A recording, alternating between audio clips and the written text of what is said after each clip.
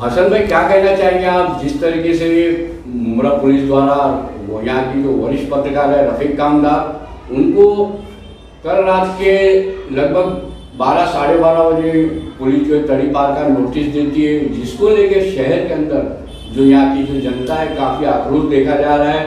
तो क्या कहना चाहेंगे आप इस पूरे मामले को लेके, क्योंकि रफीक कामदार यहाँ के एक सीनियर पत्रकार है, वो ना तो कोई गैंगस्टर है और ना ही कोई हिस्ट्री सीटर, तो उनको जिस तरीके से मतलब तड़ी पार का नोटिस दिया गया है और शहर के लोगों के अंदर बेचैनी है, आक्रोश है, उस बारे में आपका क्या कहना है? सबसे पहले मोइन भाई, आपका और मुमरा टाइम्स का बहुत बहुत शुक्रिया।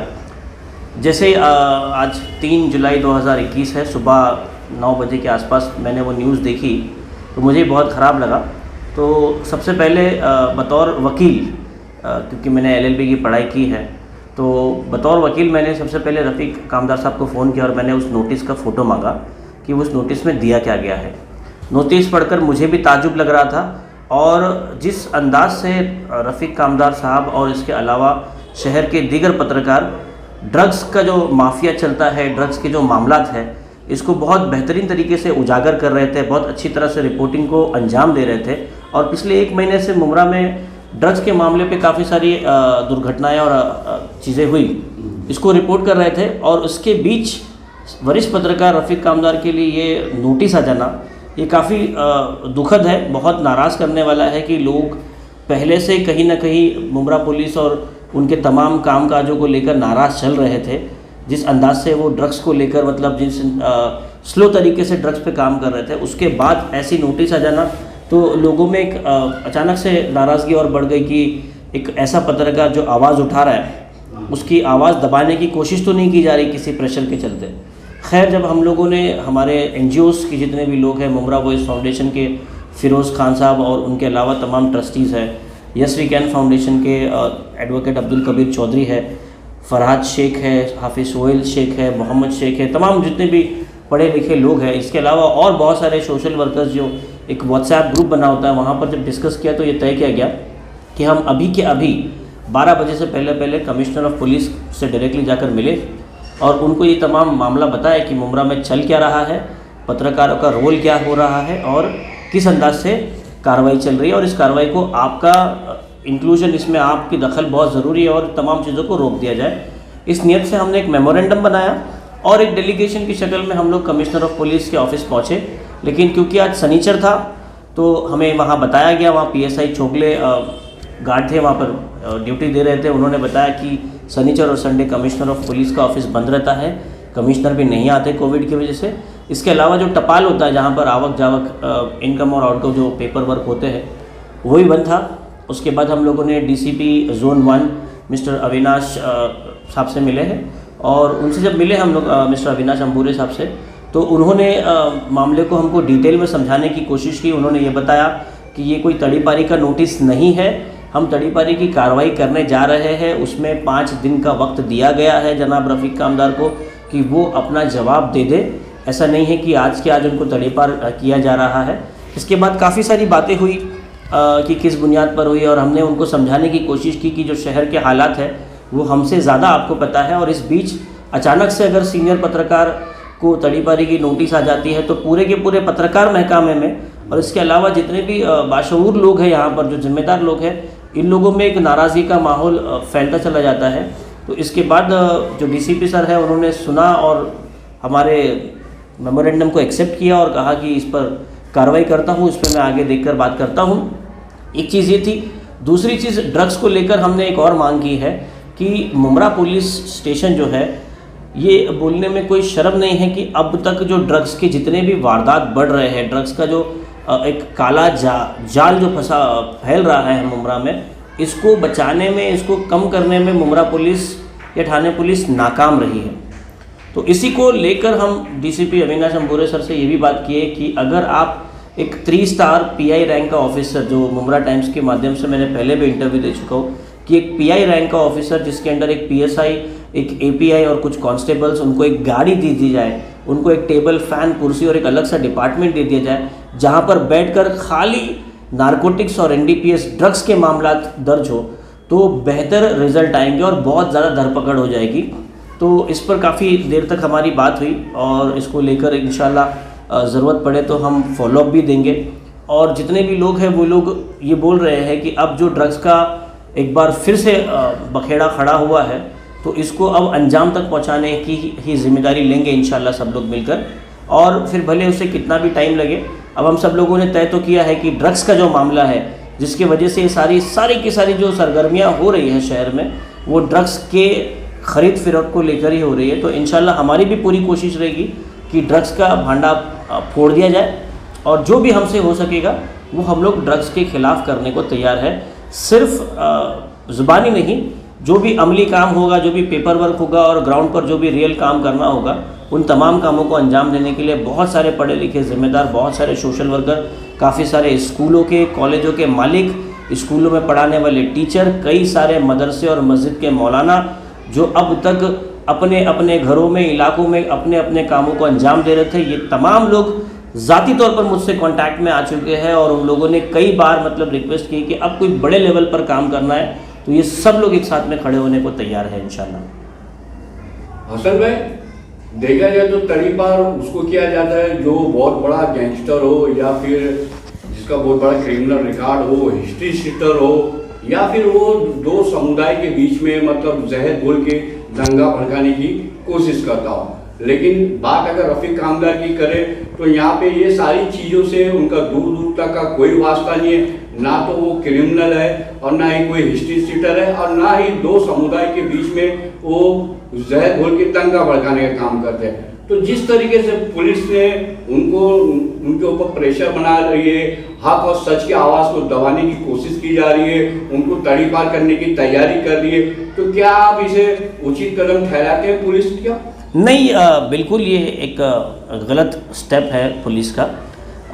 इसके पहले कि वो 149 के नोटिस देते या उन्हें ऐसा लगता, क्योंकि इनसे ज़्यादा बड़े क्रिमिनल्स, इनसे ज़्यादा बड़े बड़े कलम और 307 और 303 और 376 के ऐसे बड़े बड़े केसेस वाले लोग भी मुमरा में घूम रहे हैं, जामीन पर घूम रहे हैं और ऐसे कई सारे क्रिमिनल्स हैं जो नहीं होने चाहिए सोसाइटी में, फिर भी रह रहे हैं। मैं ये नहीं कहता कि मुमरा पुलिस उन्हें पनाह दे रही है, बिल्कुल नहीं। मुमरा पुलिस ने अब तक के जितना भी काम किया है पिछले 20-25 सालों में और जितने भी सीनियर पुलिस इंस्पेक्टर आए हैं उन तमाम लोगों ने आवाम को कॉन्फिडेंस में लिया। आप ये समझिए कि वो अलग अलग समितियां बनाते थे।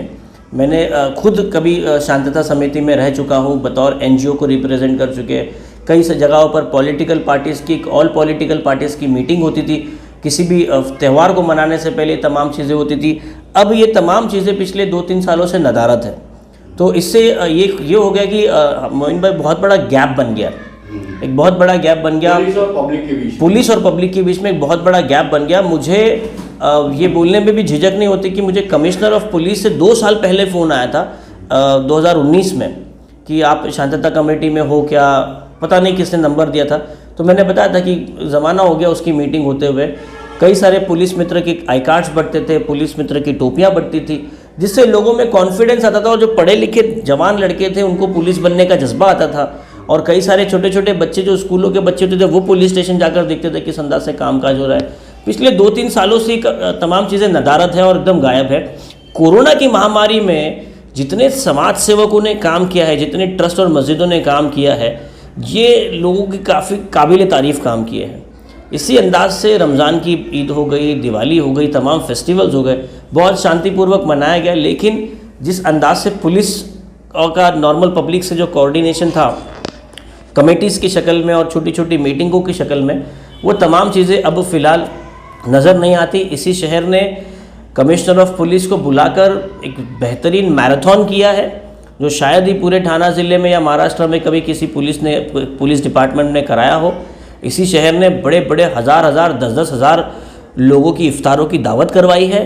तो ये शहर ने पुलिस के तमाम कामों को बढ़ चढ़कर एक्सेप्ट किया है और उसमें ताउन किया है। लेकिन पिछले 2-3 सालों से ये गैप होने की वजह से मोइन भाई ये तमाम दुश्वारियाँ आ रही है। ये मेरा ज़ाती राय है। ये हसन भाई, आपको नहीं लगता कि पिछले कुछ दिनों से जो शहर की जो कानून व्यवस्था है वो काफ़ी बिगड़ी हुई है और जिसको छुपाने के लिए, अपनी नाकामियों को छुपाने के लिए, आपको नहीं लगता कि पुलिस ने मतलब ये हथकंडा अपनाया हो रफीक कामदार को 35 का नोटिस देके, वो उसके जरिए कहीं ऐसा तो नहीं कि रफीक कामदार के अलावा जो दूसरे जो शहर के पत्रकार हैं उनके ऊपर एक प्रेशर बनाना चाहती है, हक और सच बात को दबाना चाहती है?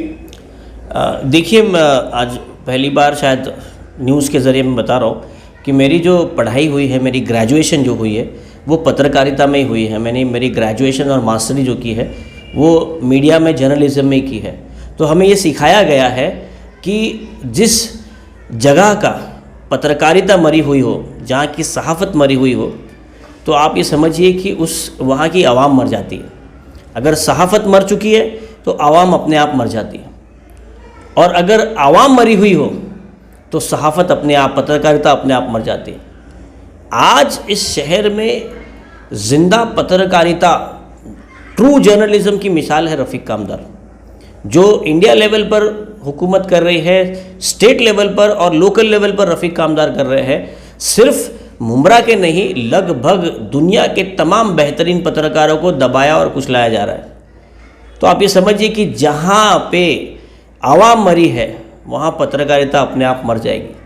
अगर आज आवाम ने खामोश मिजाज के साथ कानून का पालन करते हुए अपनी जो भी नाराज़गी है, अपनी जो भी अर्ज़ है, जो भी कंप्लेंट है, वो तमाम चीज़ें अगर पुलिस तक, एडमिनिस्ट्रेशन तक नहीं पहुंचाई, तो आज रफ़ीक कामदार छोड़िए, आगे जाकर पूरे शहर की पत्रकारिता मर जाएगी। ये मुझे मेरे सीनियर्स ने, मेरे टीचर्स ने सिखाया है।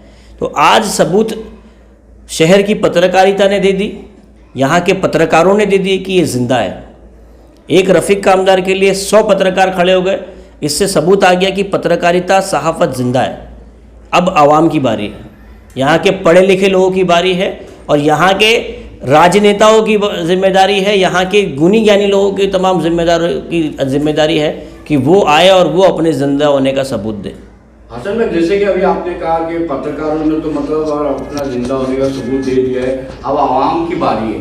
तो आवाम भी जो है, ये आवाम का ही कहना है कि कल रविवार को 4 जुलाई को सुबह 10 बजे आवाम जो है वो सड़क के किनारे मतलब ह्यूमन चेन बनाने की बात कर रही है, और उनके हाथों में कुछ प्ले कार्ड होंगे जिसके ऊपर वो मतलब ये स्लोगन लिखा होगा कि आई सपोर्ट रफ़ीक कामदार या आई स्टैंड विद रफ़ीक कामदार। तो ये शहर के लोग खुद से मतलब सामने आ रहे हैं मतलब उन रफ़ीक भाई के समर्थन में। इस बारे में आपका क्या कहना है? अगर ऐसा कुछ हो रहा हो तो मुझे अभी जस्ट मालूम पड़ रहा है कि कोई ह्यूमन चेन बनने वाली है कल। तो मैं सबसे पहले आवाम से गुजारिश करूंगा कि अगर आप घरों से बाहर निकल भी रहे हो, हुकूमत ने 4 बजे से लेकर 5 बजे, शाम के 5 बजे तक का आपको बाहर निकलने के लिए इजाज़त दी है, तो आप बिल्कुल निकल सकते हैं। पहली चीज़। दूसरी चीज़, आपको कोरोना के तमाम जो पालन है, मास्क है, सोशल डिस्टेंसिंग है, ये तमाम चीज़ें कर कर आप अपना एहतजाज दर्ज कराइए, और कोशिश कीजिए कि भीड़ इकट्ठा ना हो। और देखिए, ये एक डेमोक्रेटिक मुल्क है, एक लोकशाही मुल्क है। आज दिल्ली में हज़ारों फार्मर्स, हज़ारों शेतकरी बैठे हुए, आप और मैं अभी आज़ाद मैदान चले जाए। कोरोना काल में भी आज़ाद मैदान में कई सारे धरने प्रदर्शन हो रहे थे।